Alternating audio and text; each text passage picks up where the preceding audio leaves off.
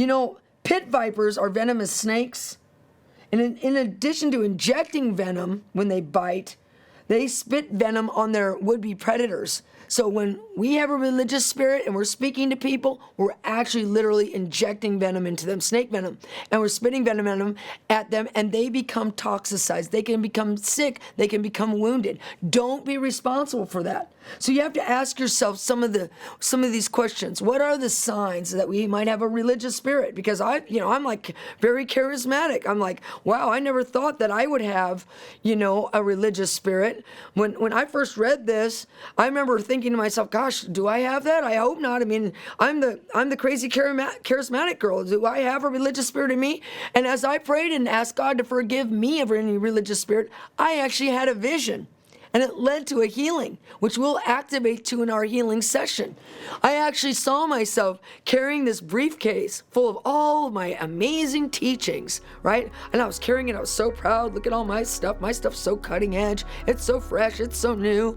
And I remember I set it on a table in this vision, and I went to open it so I could show everybody my amazing stuff.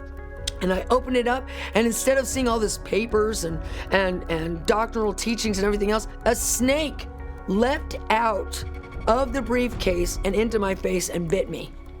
I can remember in that vision, it actually jolted me out of the vision as that snake leapt in my face. And as it leapt in my face and bit me, I grabbed and pulled it off.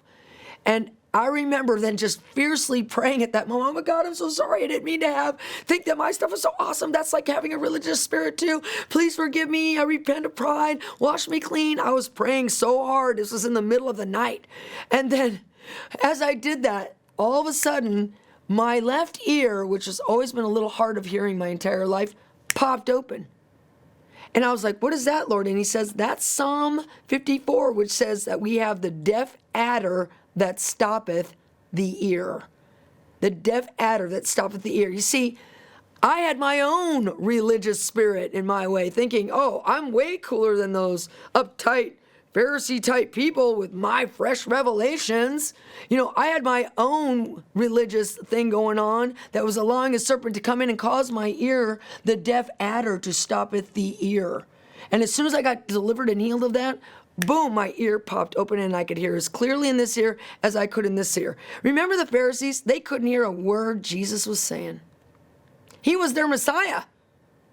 The one that they had been looking for their entire lives. They devoted all their studies to finding the Messiah, and he was standing right there in front of them, but they had on their ears the deaf adder that stoppeth the ear because of their religious spirit.